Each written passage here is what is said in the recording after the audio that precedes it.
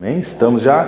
Graça e paz, você que está em casa nos acompanhando pelo YouTube ou pelo Instagram, que você seja muito abençoado através dessa palavra, que Deus possa falar no seu coração.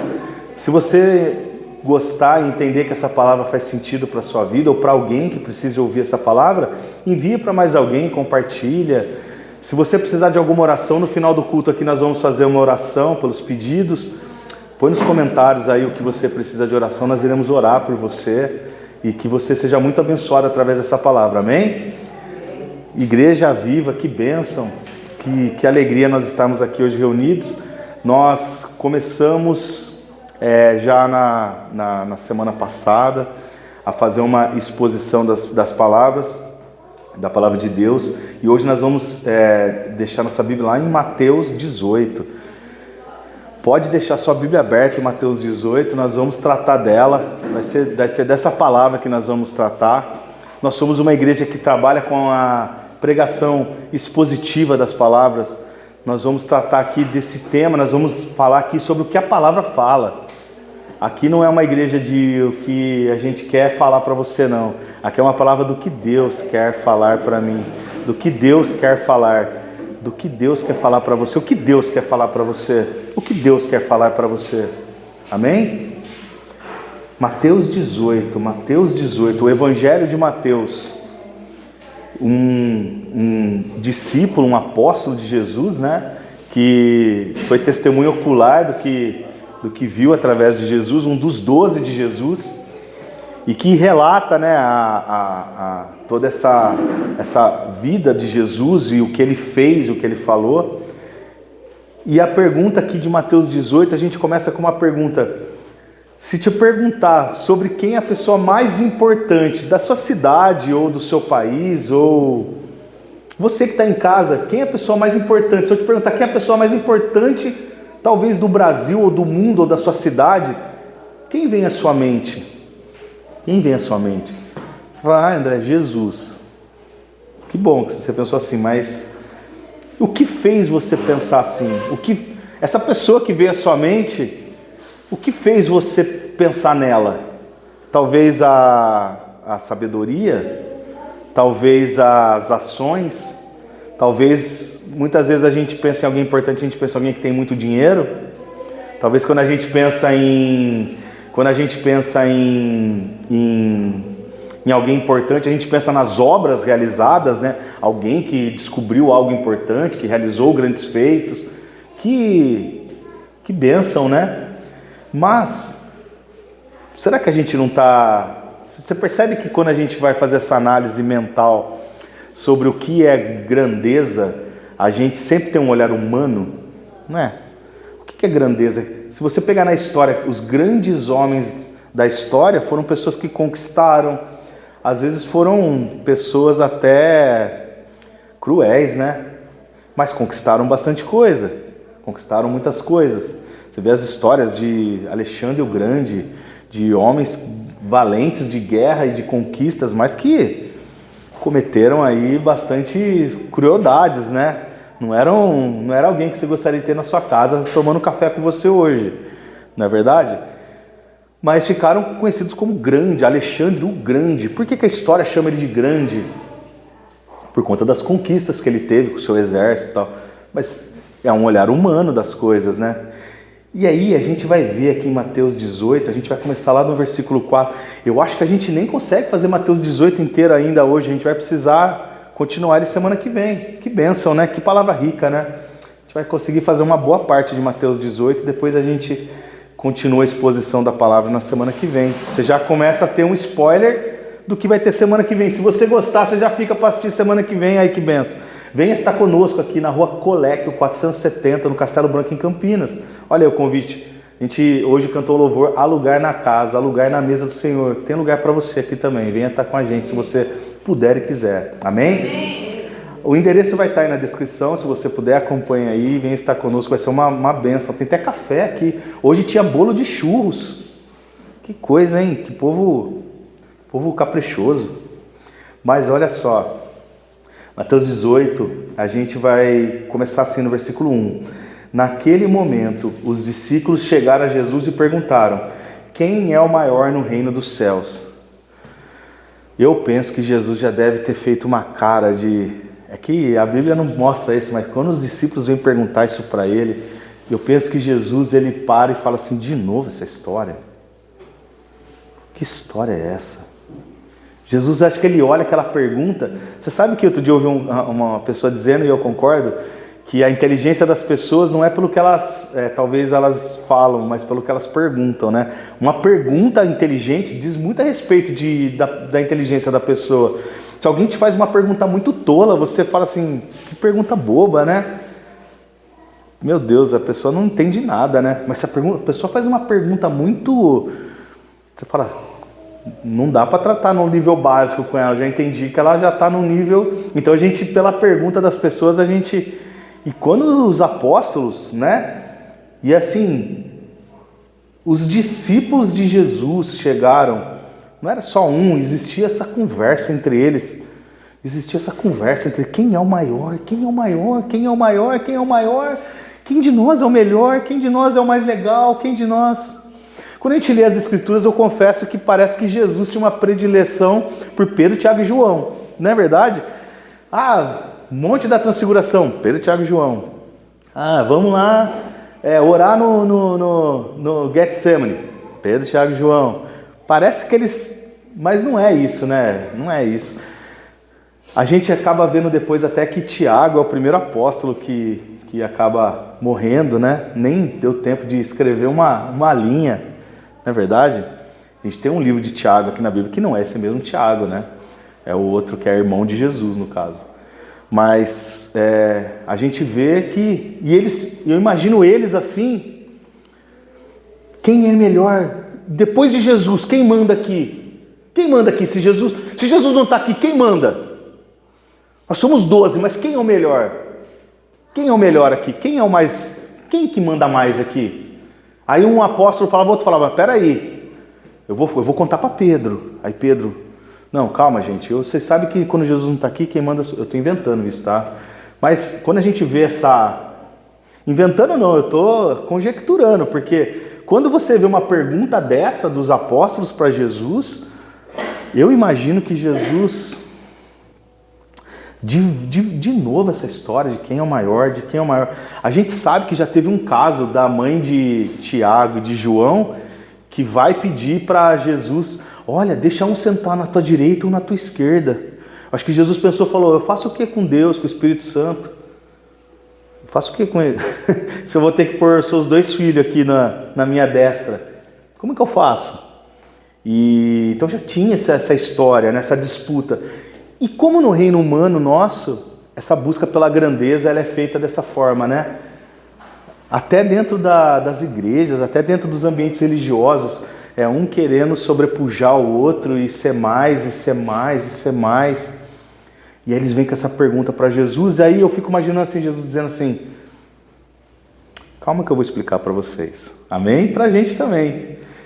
Olha só, Jesus já havia dito antes que ele morreria. Quantas vezes Jesus já tinha falado para esses apóstolos sobre a sua morte? Várias vezes. Jesus estava dizendo, eu vou morrer, eu vou morrer na cruz, eu vou morrer. Até a gente tem um caso de Pedro falando para Jesus parar com essa conversa, né? Então Jesus falava por vezes que ele precisaria morrer, ele dava indícios, né? Vou derrubar esse templo, em 3 dias reconstrói esse templo. Várias vezes Jesus deu a entender que ele morreria. Mas mesmo Jesus falando tantas vezes para os apóstolos isso, os apóstolos ainda tinham uma mente humana a respeito de Jesus. Porque assim, vamos voltar, a gente precisa entender qual que é a situação dessa cena aqui. Israel vivia um jugo de Roma. Tinha um governador romano lá que comandava. Tinha o rei de Israel, os Herodes da vida, eles foram colocados por Roma lá. Eles pagavam tributo, impostos. O escritor desse evangelho de Mateus era, antes de se converter a um apóstolo de Jesus, era um cobrador de impostos. Pois bem, eles tinham esse jugo e eles viam Jesus como o Messias enviado para libertar eles do jugo de Roma. Eles achavam assim, com Jesus aqui sendo o nosso rei, ele vai nos libertar de Roma e nós seremos um povo livre. E quando Jesus for rei, quem vai ser o vice-rei? Quem vai ser o barão? Quem vai ser o duque? Quem vai ser o arquiduque? Quem vai ser? Então eles começavam essa discussão, porque eles viam assim, e Jesus olhando aquilo, ele fala assim, vocês não entenderam, vocês estão discutindo uma hierarquia de humanos que não faz parte. Aí Jesus, sensacional como sempre, sobrenatural e grandioso, ele responde de uma forma muito simples, ele pega e chama uma criança, versículo 2, chamando uma criança, colocou-a no meio deles e disse, em verdade vos digo, a não ser que vocês se convertam e se tornem como crianças, jamais entrarão no reino dos céus. E eu quero que você leia esse versículo talvez como você nunca leu na vida. É uma palavra muito dura.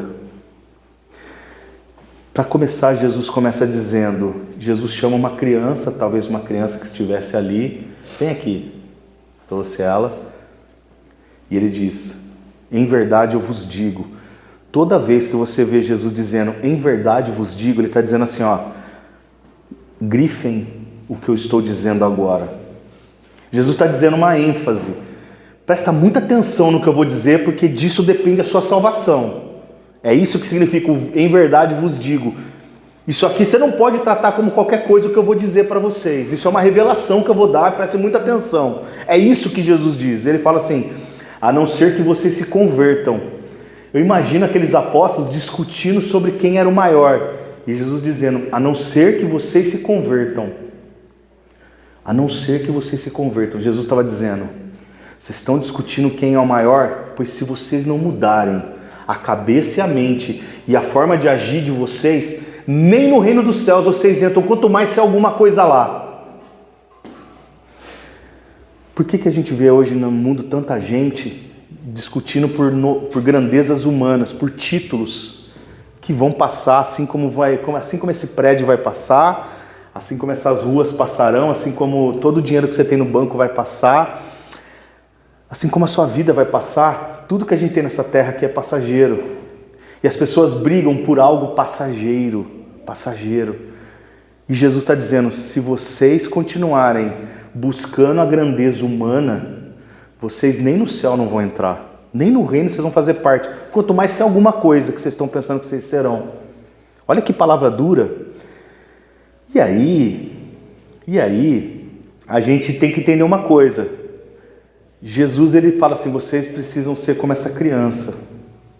Olha só o que ele fala no versículo 4. Portanto, quem se faz humilde como esta criança, este é o maior no reino dos céus. E Jesus fala no 3, e se tornem como crianças, jamais entrarão no reino dos céus. Ou seja, Jesus faz uma ligação entre uma criança e aquele que entra no reino dos céus. É sobre isso que eu quero falar com você hoje. Entenda uma coisa, Jesus não está pedindo para os discípulos serem infantis. Existe uma grande diferença entre você ser infantil e você ser como uma criança. Jesus não estava pedindo para ninguém ser infantil. Se a gente ler a Bíblia, a gente vai ver, por exemplo, Paulo dizendo assim, eu gostaria de pregar coisas de maduros espirituais, mas como vocês são crianças, eu sou obrigado a dar leitinho para vocês. A gente já falou disso aqui em pregações passadas. Se você quer saber, procura aí, você vai ver que já tem uma pregação a respeito disso. Se torne adulto espiritual, se eu não me engano é esse o título do vídeo. Porque você precisa evoluir espiritualmente, não dá para você ficar como uma criancinha espiritual o resto da vida. Não é para você ser infantil. Mas quando ele traz a criança, ele traz alguns aspectos que a criança tem, que a gente precisa ter na nossa vida espiritual. Você não precisa ser... E Jesus aqui, ele manda real. Olha, vocês têm uma postura arrogante e vaidosa. E desse jeito vocês não entram no céu. Jesus, ele continua dizendo, portanto, tem que ser criança. Quem se faz humilde como essa criança? A gente tem que começar a entender a humildade da criança. Fala assim, nem todas as crianças... Mas imagina quem fica numa classe com várias crianças, né? A tia Karina às vezes fica, né? Com várias crianças lá. As criancinhas às vezes dão um trabalhinho e tudo, mas olha só, tem algumas características de criança que a gente precisa ter na nossa vida espiritual. A humildade é a que destaca Jesus, a humildade de se colocar como filho. Sabe qual é muito problema às vezes da nossa vida espiritual? A gente precisa ser adulto espiritual, mas mesmo adulto, quanto mais adulto espiritualmente você for, mais filho você se torna. Olha só que contradição. Às vezes a gente pensa num filho que já cresceu, que já trabalha, que só lembra do pai às vezes de final de semana e já está com a sua vida feita e já não precisa mais do pai, já é totalmente independente, a gente até se gaba. Meu filho já é totalmente independente, tal, e a gente espera isso mesmo de um desenvolvimento humano. Porém, espiritualmente o pai não quer ninguém independente. Pelo contrário, Jesus está dizendo, vocês precisam ser dependentes. Quanto mais maduro espiritualmente você for, mais dependente de Deus você é. Você entende isso? Ser maduro espiritual não significa uma independência de Deus, pelo contrário, ser maduro espiritual significa uma total dependência de Deus. E quanto mais dependência de Deus você tiver, mais maduro espiritual você vai ser. Amém? Amém. Não dá. Aqueles apóstolos estavam dizendo, a gente é tão bom que a gente pode ser grande no seu reino. Jesus está dizendo, se não forem em mim, vocês não são nada. Se vocês não forem igual essa criança aqui, se vocês não forem como essas crianças aqui, vocês não são nada. Nem no reino vocês não entram. Humildes. Olha só o que o apóstolo Paulo fala lá em Filipenses. A gente vai sair muito pouco aqui, mas eu acho muito importante essa palavra, porque o apóstolo Paulo pega essa história da humildade que Jesus coloca das crianças e ele faz uma menção falando a respeito de Jesus em Filipenses 2:3. Ele diz assim, não façam por ambição egoísta ou por vaidade, mas humildemente considerem os outros superiores a si mesmos. Paulo está dizendo, esquece esse egoísmo, todo mundo é melhor que você. Se você começar a olhar para as pessoas e todo mundo for melhor que você, aí sim esse é o procedimento de alguém que serve a Cristo. Todos são melhores do que eu, todos. Todo mundo é melhor do que eu. E aí ele continua, cada um cuide não somente do seu interesse, mas também dos interesses dos outros. Enquanto os apóstolos estavam discutindo, eu sou melhor que você, Paulo está dizendo, você tem que se preocupar, o que eu faço para você ser melhor? O que eu faço para você ser melhor? O que eu faço para você ser melhor? E aí ele continua, seja a atitude de vocês a mesma de Cristo Jesus. O que ele está dizendo? Jesus nos mostrou isso, nos ensinou isso, que embora sendo Deus, não considerou que ser o igual a Deus era o que devia pegar-se, mas esvaziou-se a si mesmo, vindo a ser servo, tornando-se semelhante aos homens. E sendo encontrado em forma humana, humilhou-se a si mesmo e foi obediente até a morte, e morte de cruz. Por isso Deus o exaltou à mais alta posição e lhe deu o nome que está acima de todo nome, para que ao nome de Jesus se dobre todo o joelho, no céu e na terra e debaixo da terra, e toda língua confesse que Jesus Cristo é o Senhor, para a glória de Deus Pai. Amém? Quando Jesus traz aquela criança, por que eu trouxe essa passagem aqui no meio da passagem de Mateus 18? Quando Jesus traz aquela criança, eu penso que Jesus estava dizendo assim, vocês precisam ser igual essa criança, humildes, e eu vou dar para vocês a maior prova de humildade que vocês já imaginaram na sua vida. Vocês não conseguem imaginar o que eu vou fazer por vocês. Jesus, ele não pede algo para os apóstolos que ele não faz. O líder, aquele que nos inspira, é alguém que nos pede para fazer algo, mas vai e faz primeiro e nos mostra como fazer. Jesus, ele estava dizendo, vocês estão brigando para ver quem é o melhor entre vocês? Vocês não sabem o que eu vou fazer por vocês. Talvez nenhum de vocês fosse capaz de suportar o que eu vou suportar. E Paulo está dizendo que ali Jesus já tinha dado a maior prova de humildade. Porque Deus, Jesus sendo Deus, foi abrir mão da sua deidade, do seu poder, para se tornar homem, para tomar cuspida na cara, para ser levado seminu, ou talvez totalmente nu, surrado, sangrando e desfigurado, abandonado, sendo condenado numa morte de cruz. Para quê? Por causa da gente? Por causa de um povo que talvez não está aqui porque está com dor de cabelo ou porque está muito cansado? Por mim, que também não mereço nada? Que não sou melhor do que ninguém? Por um monte de gente que nem quer saber de Jesus? Que talvez um dia queira, mas hoje não quer? Jesus está dizendo, é por isso. É justamente por vocês que eu vou fazer isso. Eu paguei um preço por conta da humildade. Jesus humilhou-se a si mesmo. Paulo ressalta, Jesus humilhou-se a si mesmo. Jesus está dizendo, se eu, sendo Deus, me humilhei, por que vocês, homens, querem brigar por quem é o maior? Por quê?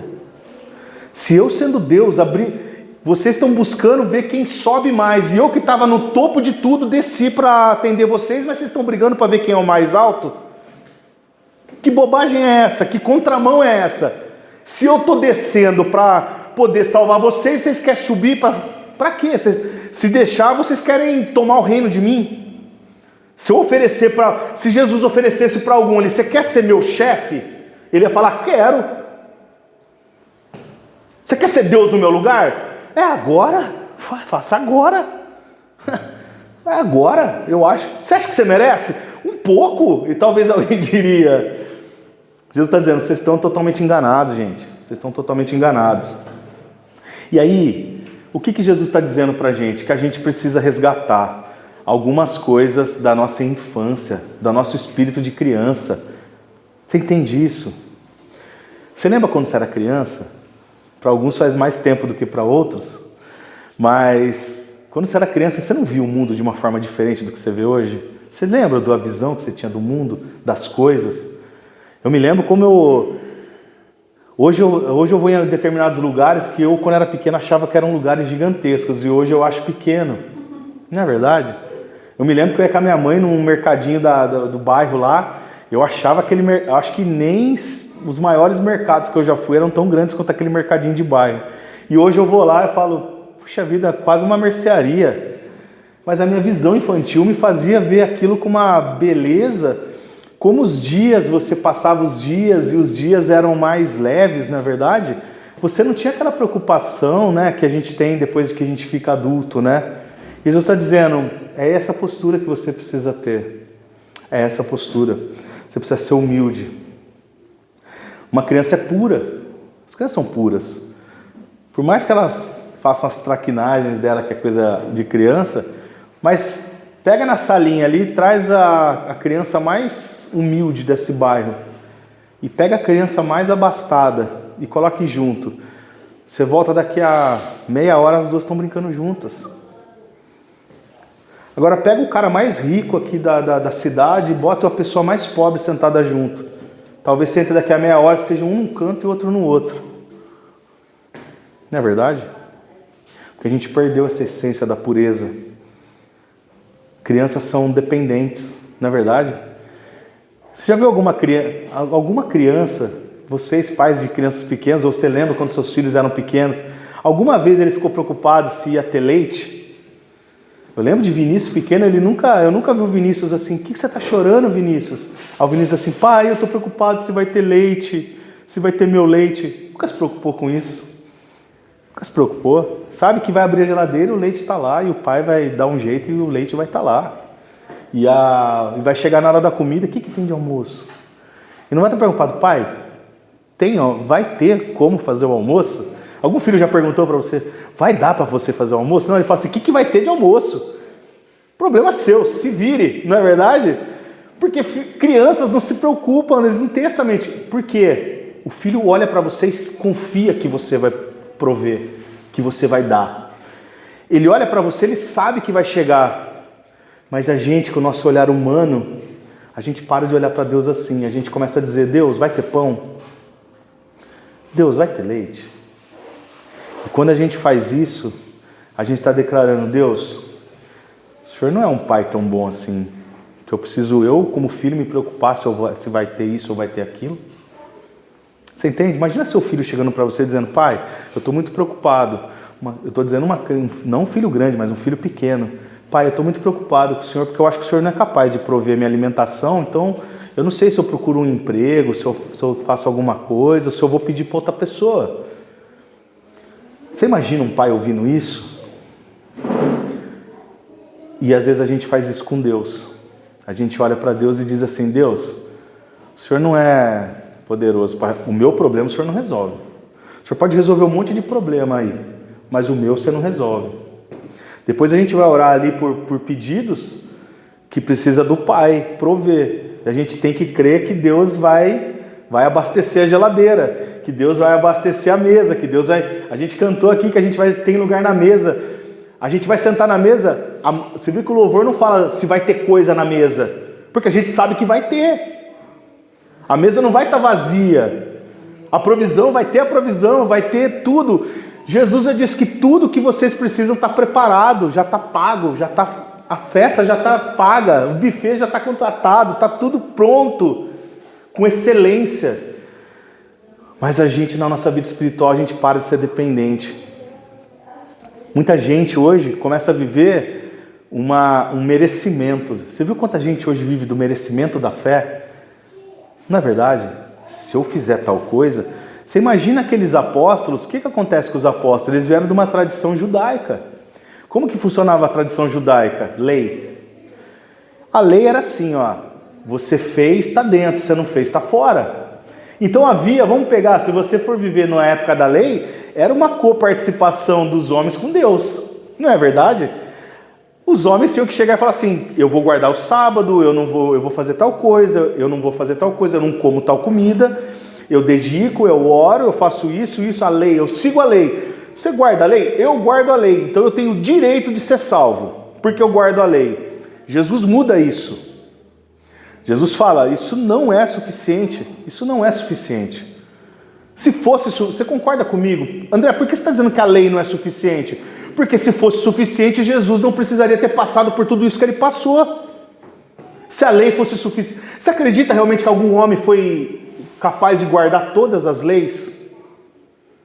Será que teve alguém que chegou lá e falou: Deus, eu guardei todas as leis, eu mereço estar aqui, e abre essa porta e me deixa entrar, porque eu fiz por onde? Eu paguei minha entrada aqui. Nenhum. É uma falsa coparticipação, porque se não fosse por Deus, esses homens não seriam salvos. A porta foi aberta, mas só passa... Por isso que no mundo, o cristianismo é muito radical, né? O cristianismo é radical. Não tem como você não ser radical. O cristianismo não é feito de meias palavras. A gente lida com porta estreita, porta larga. Caminho largo, caminho estreito. Céu, inferno, salvação, perdição. Não tem meio termo. Tem até umas religiões que tentam inventar umas coisinhas aí no meio, que dá mais ou menos, que você pode ser mais ou menos, que você vai para um lugar mais ou menos. Mas a Bíblia não fala disso. A Bíblia é radical. É ou não é? Está ou não está? A Bíblia é radical a respeito disso. Na parte de salvação, a Bíblia é radical. E a gente para de depender de Deus para alcançar isso. A gente começa a crer que a gente pode fazer. E quando a gente se torna alguém que fica dependente das nossas obras, nós deixamos de depender do Pai e a gente acha que a gente vai abastecer a geladeira e a gente vai pagar as contas e a gente vai sustentar a casa sendo criança. Você entende isso? Jesus está dizendo: vocês estão totalmente enganados, meus amigos. Vocês estão totalmente enganados. Se vocês não forem dependentes de mim, nada vocês vão... Crianças são confiantes, não é verdade? Crianças são confiantes, as crianças elas sabem que tudo vai... Olha, eu vou aqui, vou para a escola, na hora que eu voltar, minha comida vai estar na mesa e depois eu vou brincar e vai estar tudo bem. A criança nunca pensa que vai chover, ou que a comida vai azedar, ou que pode acontecer um monte de coisa. A criança é confiante, a criança já está pensando nas férias dela, onde ela vai nas férias dela, ela já está pensando a cabeça... E a gente deveria ser como criança, mais confiante. A gente às vezes fica perdendo... Quanto tempo essa semana você ficou pensando no que não dá certo na sua vida? E quanto tempo você pensou no que Deus pode fazer com a sua vida? Tá entendendo? Será que se a gente não viver pensando, gastando mais tempo em visualizar, a fé é crer naquilo que a gente não viu. E muitas das coisas que você quer visualizar para a sua vida, você ainda não viu. Mas se a gente viver como criança, dizendo: eu sei que Deus vai dar, eu sei que Deus vai dar, eu sei que Deus vai dar, eu sei. Eu creio. Crianças têm muita fé. Crianças têm muita fé, não é verdade? Criança não depende, criança não fica contestando, né? Criança não fica contestando as coisas. Ela senta lá, ela fala, bom, esse alimento veio, a minha roupinha tá dobradinha lá tá dobradinha na gaveta, cheirosinha, e eu sei que amanhã eu vou chegar lá e a que eu usei hoje vai estar lá amanhã, magicamente ela aparece na gaveta dobradinha, lavadinha e passadinha, magicamente. E as crianças não... Por que você não está dormindo? Porque eu estou com medo que minhas roupas amanhã estejam todas jogadas no lixo. A criança não tem esses problemas, ela sabe que vai estar lá. E aí Jesus continua, versículo 5. Quem recebe uma dessas crianças em meu nome está me recebendo. E aí Jesus, quando ele fala das crianças aqui, ele fala dos pequeninos também. O que são os pequeninos? São todos aqueles, lógico que Jesus está falando de crianças, mas Jesus está dizendo dos pequeninos na fé. Jesus está falando de nós, aqueles que estão aprendendo a caminhar com Ele, que estão crescendo junto com Ele. Só que a gente precisa também receber os que estão chegando agora. Jesus está dizendo, vocês precisam acolher os que estão me conhecendo agora. Vocês precisam receber essas pessoas. Como que a gente vai ser uma igreja? E aí Jesus começa a tratar como a igreja deve proceder. Qual é a dedicação que a gente tem pelos outros? Qual a dedicação que a gente tem pelas outras pessoas? Qual a dedicação que a gente tem pelo próximo? Qual é a nossa preocupação em fazer com que pessoas que de repente não estão aqui por falta de um empenho nosso ou de uma dedicação nossa e a gente acha que está tudo bem, não está tudo bem. Jesus está dizendo, vocês precisam, porque quando vocês vão cuidar das pessoas que estão me conhecendo, quando vocês fazem pessoas me conhecerem através de vocês, vocês fazem isso em meu nome. Vocês vão fazer isso em meu nome, é meu nome que está no jogo, é o meu nome que está no jogo, é o meu nome. Vocês estão fazendo isso em meu nome. Mas se alguém fizer tropeçar um desses pequeninos, e aí ele continua, mas se alguém fizer tropeçar um desses pequeninos que creem em mim, melhor lhe seria amarrar uma pedra de moinho no pescoço e se afogar nas profundezas do mar. Tem muita gente que não imagina, sabia que tem gente que não imagina que Jesus é capaz de dizer algo assim? Pensa que Jesus, tudo que ele fala, eu brinco com vocês, né? Que tudo que Jesus fala, ele fala assim, ai meu santo filho, que tudo que ele fala é bonitinho, com uma voz angelical. Mas Jesus chega aqui para eles e fala assim, vocês têm que receber os pequeninos na fé. Vocês como criança, vocês acolhem o que está chegando e traz o amiguinho para crescer junto com você. Você acolhe ele. Mas se você trouxer ele para pôr o pezinho na frente para ele cair, aí Jesus vem com o negócio. Você sabe o que é essa pedra de moinho? Eles colocavam grandes pedras cortadas em circular, né, em uma espécie de roda. E eles punham jumento para puxar. Tanto que se você pegar umas traduções muito antigas da Bíblia, você vai ver essa pedra de moinho chamada de roda de jumento. Pedra de jumento. Eles punham jumento para puxar aquilo lá, ela ia rodando, eles punham os grãos no chão e aquela pedra ia rolando e ia triturando aqueles grãos. Trigo, milho ou qualquer outro grão seco, né? Então aquela pedra era muito pesada. Existia um tipo de condenação romana que era de amarrar esse tipo de pedra e jogar alguém no mar.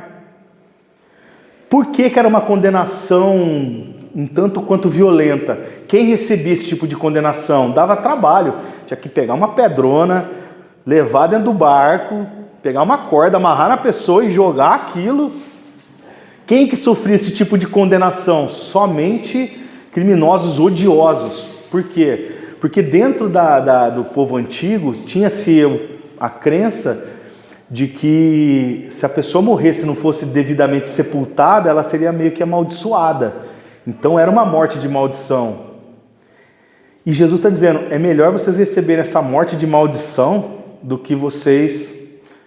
E aqui eu quero fazer uma atenção.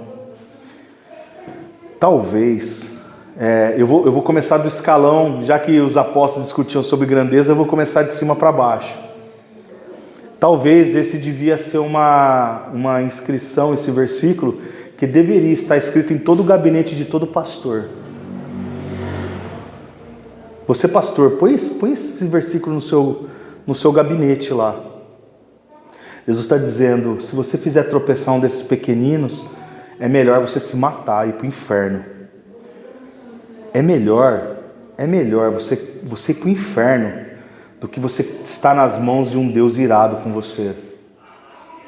Você entende isso? Ah, mas Deus é bonzinho, Deixa ele irado com você para você ver. É melhor você estar lá no lago de fogo e enxofre. Ele está dizendo, é melhor você estar lá no lago de fogo e enxofre, sofrendo todo tipo de malignidade, do que você ter Deus contra você. Jesus está dizendo, eu não terei nenhum tipo de misericórdia com gente que age assim.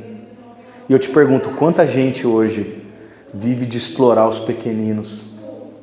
Quanta gente vive hoje de explorar os pequeninos? Quantos pequeninos têm tropeçado na fé por conta de homens mal intencionados? Ou de homens que pensam somente em si mesmo?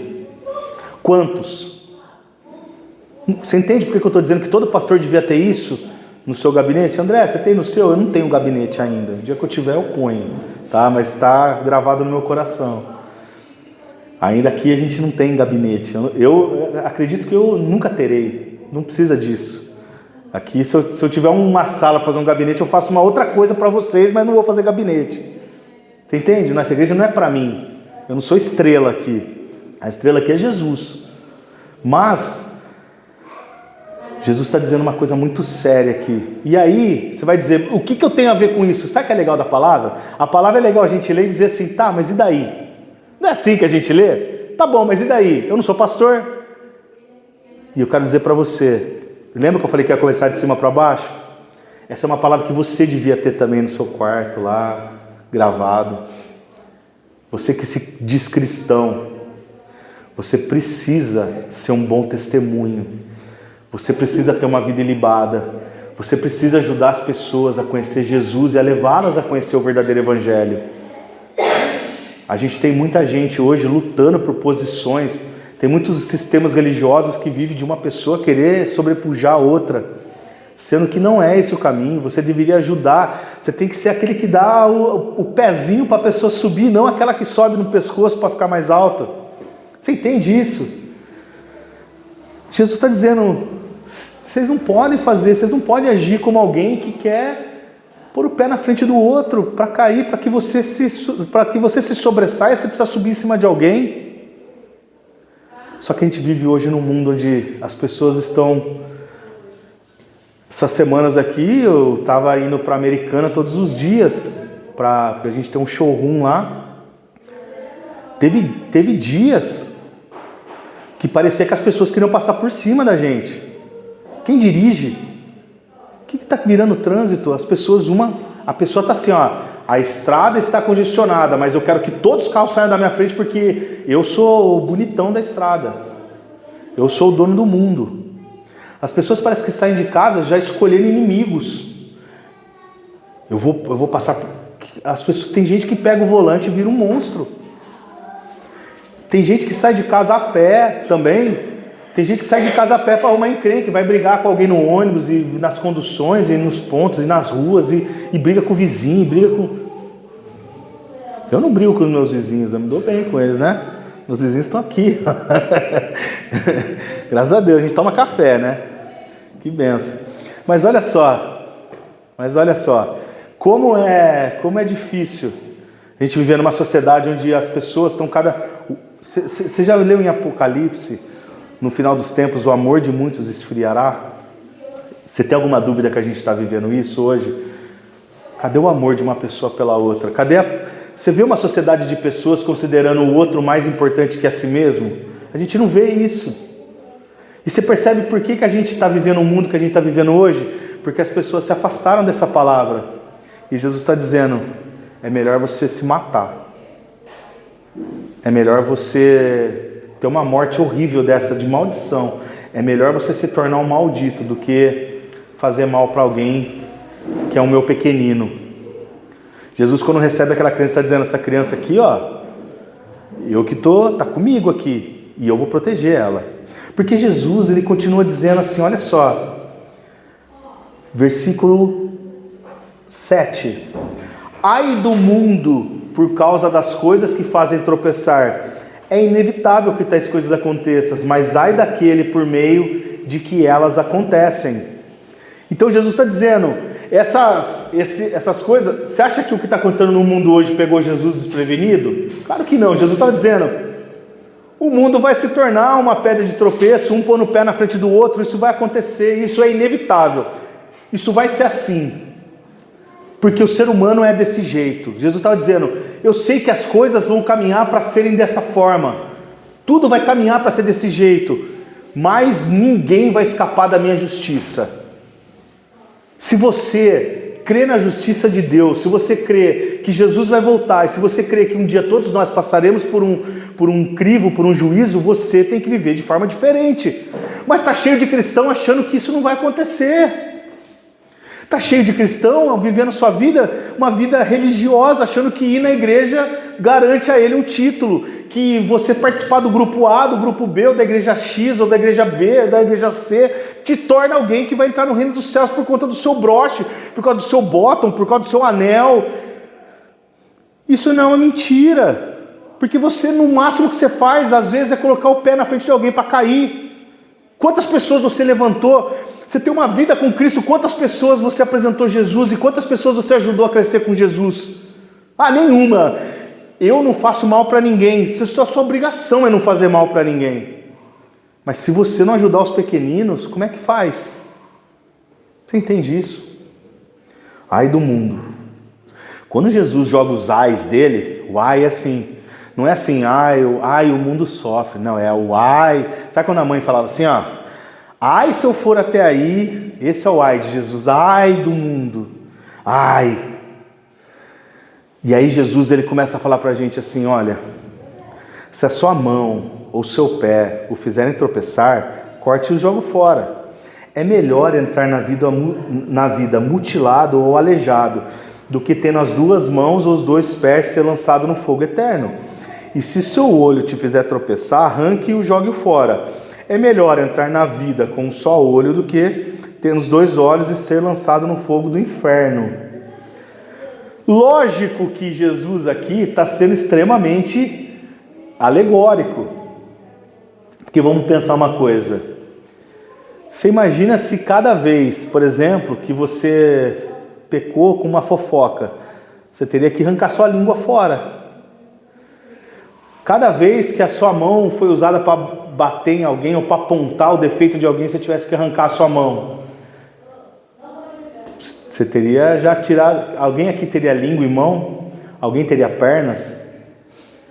Cada vez que você pensou uma bobagem, você teria que arrancar sua cabeça. O que a gente teria hoje? Uma sociedade de mutilados andando pelas ruas e talvez sem perdão nenhum. Porque não é o alto flagelo que vai trazer. O que Jesus está dizendo aqui nessa forma alegórica? Está dizendo que você precisa mudar. Você precisa mudar. Você não pode ficar convivendo com o pecado achando que está tudo bem, que é normal. Jesus está dizendo, eu tenho aqui várias condenações, eu tenho aqui várias direções para você sérias. Eis que te digo, se você não for como uma criança, você não vai entrar no reino do céu. Se você continuar impuro desse jeito, se você continuar maligno desse jeito, vivendo sem depender de mim e fazendo tudo do jeito que você quer, você não vai nem entrar no reino dos céus. Então Jesus está dizendo, muda a sua cabeça, muda a forma de viver, muda o jeito que você fala. Se fofoca, para de fofocar, se engana, para de enganar, se trai, para de trair, se rouba, para de roubar. Muda. Não dá para conviver numa fé. Jesus está dizendo, não dá para você falar que você é cristão e continuar lidando com o pecado com naturalidade. Não dá. São duas coisas que não convivem. Mas a hipergraça vai dizer que Deus é tão bonzinho que gosta de você porque você tem olho azul. Porque Deus, Ele ama tanto você, que Deus é tão bonzinho, que não importa o que você faça, Ele te ama. Então, como Ele te ama, Ele vai te perdoar. A hipergraça vai dizer isso. E a cruz fica barata. E Jesus morreu por nada. Por nada. Porque para que precisa Jesus morrer na cruz se Deus é tão bonzinho que vai te perdoar? Tem gente que acha que no dia que vai chegar esse dia do julgamento, onde Jesus diz, ai do mundo comigo, que não vai passar impune. Tem gente que acha que vai ter uma galera que vai ser separada, como a Bíblia diz, separará as ovelhas dos bodes. E eu imagino as pessoas que foram separadas como bode, na qual Jesus disse, se afasta de mim porque eu não te conheço. As pessoas num canto dizendo, acabou para nós, a gente errou, acabou nosso tempo. E aí Deus fala assim, agora vocês vão ser condenados. Aí tem um lago de fogo, na hora que as pessoas chegam perto vira uma piscina de água cristalina. Deus fala, brincadeira, gente. Vocês acham que eu ia fazer isso com vocês? Ah, me abracem aqui, eu perdoo vocês, papai ama vocês. Tá cheio de gente que pensa que vai ser assim. Tá cheio de gente vivendo a vida como se as coisas fossem acontecer assim. Jesus está dizendo, não. É melhor lago de fogo e enxofre, que é o que vai acontecer com vocês, do que se vocês caírem na minha mão. Se vocês caírem na minha mão, ai de vocês, que fazem tropeçar os pequeninos. E você, como você tem lidado com os pequeninos? Você tem ajudado? Sabe aquelas pessoas que de repente, é aquela pessoa que te dá mais trabalho? De repente aquela é teu pequenino, sabia? Para você ajudar ela a crescer, a entender, a mudar, a conhecer Jesus. Ah, meu Deus, Jesus é demais. Cuidado, para não desprezarem um só desses pequeninos, pois eu lhes digo que os anjos deles nos céus estão sempre vendo a face do meu Pai Celeste. Aqui tem um pessoal que tira esse texto de contexto para criar a ideia dos anjinhos da guarda, né? Que a Bíblia aqui ela está dizendo o seguinte, lógico, se Deus mandar, você pode ter miríades de anjos em sua defesa, miríades de anjos. Deus pode cobrir sua casa de anjo, mas você não tem um anjinho que é o seu anjo, que ele vela por você. Os anjos, eles cumprem ordens de Deus. Cumprem ordens de Deus. Mas o que é importante dessa palavra, o que Jesus está dizendo? Se eu estou falando que vocês são como criança e que eu sou pai, dá para vocês confiar que eu cuido de vocês? Você acha que você está aí na sua casa ou sozinho, e você que está em casa, você está achando que você está sozinho aí? Se Deus é teu pai, Ele está cuidando de você onde quer que você esteja. Você pode estar no fundo de uma caverna, Deus está cuidando de você lá. Deus está cuidando de você. E aí ele continua, versículo 11, o Filho do Homem veio para salvar o que havia perdido. Então ele começa a dizer, fala assim, gente, vocês precisam ser como criança. Olha só como que ele vai fazendo uma crescente. Vocês precisam ser como criança. Vocês precisam se colocar no lugar de filho. E vocês precisam crer que o Pai, Ele vai cuidar de vocês. E vocês precisam ser puros uns com os outros. E vocês precisam ajudar os irmãozinhos a conseguirem também me conhecer e a crescerem junto comigo. E aí Jesus fala assim, porque eu cuido de vocês. O Pai cuida de vocês. Eu vim para salvar vocês. Eu não vim aqui para condenar, eu vim para salvar. E aí Jesus continua com o que a gente chama aí dessa parábola da ovelha perdida. Olha como que Jesus começa com a história da criança e ele vai até a ovelha perdida. Tudo isso tem uma grande conexão de cuidado de Deus por nós. Como se portar diante de um Deus que quer cuidar de você. E aí ele continua. O que acham vocês? Se alguém possui 100 ovelhas e uma delas se perde, não deixará as 99 nos montes indo procurar a que se perdeu? Jesus diz, um pastor tem 100 ovelhas, uma se perde. E aí o amor dele é tão grandioso e a responsabilidade dele é tão grandiosa que ele se vê na obrigação de tentar resgatar a que está perdida. Ele não fala assim, tudo bem, eu tenho ainda 99. Essa não é a postura de Deus. A postura de Deus é, não vai se perder ninguém, não vai se perder, vamos atrás, vamos buscar, vamos achar, vamos encontrar. Continua, insiste. Eu não vou abrir mão de nenhuma das minhas ovelhas. Se você é ovelha de Jesus, Jesus não vai abrir mão de você. Mas por favor, ajuda ele. Para de se perder um pouco. Jesus aqui, ele não está dizendo que ele vai abandonar as 99. Ele está dizendo que ele vai resgatar a que está perdida. Olha só o valor das ovelhas. Uma ovelha para Jesus tem valor. André, mas eu não quero ser pastor na minha vida e ter uma igreja. Cuida de uma pessoa. Talvez aquela é a ovelha que Jesus quer que você cuide. Uma pessoa. Se cada um aqui cuidar de uma pessoa, a gente dobra a quantidade de pessoas que a gente cuida. Não é verdade? João 10:10, se você não quiser abrir, não precisa, mas é uma declaração de Jesus. Ele diz assim: eu sou o bom pastor. O bom pastor dá vida pelas suas ovelhas. O assalariado não é o pastor a quem as ovelhas pertencem. Assim, quando vê que o lobo vem, abandona as ovelhas e foge. Então o lobo ataca o rebanho e os dispersa. Ele foge porque é assalariado e não se importa com as ovelhas. Eu sou o bom pastor, conheço as minhas ovelhas e elas me conhecem.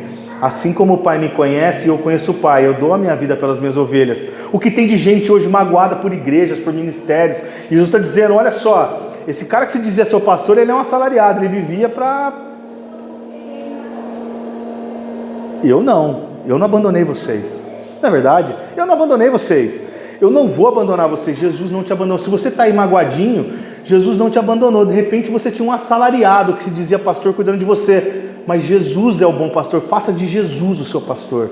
Eu não estou dizendo para você fazer de mim, que sou melhor do que os que você não teve. Longe disso. Eu estou dizendo para você fazer de Jesus o seu pastor. O dia que Jesus for o seu pastor, acabou. O seu pastor é Jesus. Você pode sim ter pessoas que vão te ajudar na caminhada, que vão ajudar você a se tornar, crescer e ter maturidade no reino. Mas o seu pastor, o bom pastor é Jesus. Ele é o nosso pastor, amém? Faça dele o seu pastor. E aí Jesus encerra, para a gente encerrar aqui. Jesus diz assim, versículo 13 de Mateus 18. E se conseguir encontrá-la da ovelha perdida, garanto-lhe que ele ficará mais contente com a ovelha que se for... Ele ficará mais contente com aquela ovelha do que com as 99 que não se perderam. Da mesma forma, o Pai de vocês que está no céu não quer que nenhum desses pequeninos se perca. Jesus está dizendo aqui, não, então sabe o que é legal? Eu vou me perder um pouquinho, porque se eu me perder, Deus vai me amar mais. Porque se eu me perder e ele me achar, ele está dizendo aqui, falta de interpretação total, gente, não é isso. Você já ouviu a frase assim, que a gente só dá valor quando perde, às vezes? É disso que ele está falando. O que acontece? O pastor ali naquele momento ele perde a ovelha e ele sai em busca dela. Quando ele acha, ele não lembra, ele não pensa nas 99 que estão em segurança guardadas, ele vai ficar feliz com aquela que ele achou. E é assim quando Jesus ou quando Deus, alguém que está perdido é encontrado. E aí eu quero dizer para vocês, que tal você ser instrumento disso na sua vida? Que honra você ser instrumento disso para Deus encontrar as ovelhas perdidas. O chamado para cuidar dos pequeninos. Se você for como criança, você quer criança na festinha, não quer chamar todos os amiguinhos. Às vezes a mãe tem que falar assim, não, calma, não cabe. Não, mas tem um da escola, tem um da rua de trás, tem lá. Quer chamar todo mundo. A mãe fala, mas não tem para todo mundo assim, calma, dá uma segurada. A gente precisa ser como criança. A gente não pode mais ficar vivendo só preocupado com as nossas próprias vidas. A gente não pode mais. O chamado para a igreja é essa. É nós sermos como crianças que ajudam outras crianças a serem maduras espiritualmente, a se tornarem dependentes do Pai. Não dá mais para a gente viver uma religião de ir na igreja só, de sentar. A gente precisa alcançar os perdidos. Vamos colocar a mão na massa para alcançar os perdidos. Está tudo pronto, está tudo financiado. A casa do Pai está pronta, tem lugar na mesa. O que falta é a gente chamar as pessoas para sentar na mesa. Esse é o nosso papel. A gente não pode fazer nenhum pequenino tropeçar. Mas se a gente tiver o coração puro de criança, ninguém vai cair. Ninguém vai ser... E essas ovelhas perdidas vão ser achadas e vai ter festa no céu. Amém? Fica de pé no seu lugar. O pastor não espera que nenhuma ovelha se perca, né? Nenhum pastor fala assim, essa semana tá tão quietinha, né? Bem que podia sumir uma ovelhinha para eu ficar correndo atrás. O pastor não espera, o pastor conta que isso não vai acontecer. De repente você está ouvindo isso, de repente você que está em casa é uma ovelha perdida, que está desgarrada. Você precisa ter comunhão com seus irmãos. Ovelha não é um animal que vive sozinho. Você já viu uma ovelha solitária da floresta? Não existe. Ovelha tem que estar junto com as outras ovelhas, no aprisco do Senhor, onde o pastor vai cuidar de você. Então, procure a igreja mais próxima da sua Bíblia. Se eu posso te dar um conselho. Não procure a igreja mais bonita, com melhor música. Procure a igreja mais perto da sua Bíblia. Procure a igreja, procure o lugar onde vão ter irmãos um pouquinho maiores que você, crianças dependentes do pai, mas mais maduros espiritualmente, que vão te ajudar a crescer espiritualmente, vão ajudar você a se desenvolver. Procure esse lugar. Você precisa, você não pode. E se você está distante de Jesus, Ele está te esperando. Talvez você seja essa ovelha perdida, não é verdade? Que Jesus te alcance, que Jesus te renove em você, que Jesus possa trazer você de volta para o aprisco dele e cuidar de você. Jesus nunca te abandonou. Talvez Ele não te achou novamente. Talvez você está se escondendo muito bem dele. Para de se esconder. Se revele para Ele que Ele quer te encontrar. Amém? Vamos orar? Vamos orar. Você que está em casa, olha só, esquecendo, compartilhe esse vídeo com mais pessoas, que você veja os outros vídeos que tem aí, tem uma playlist de bastante pregações, que acredito que possa trazer bastante coisa para a sua vida. Amém? Fica com Deus, que Deus te abençoe em nome de Jesus.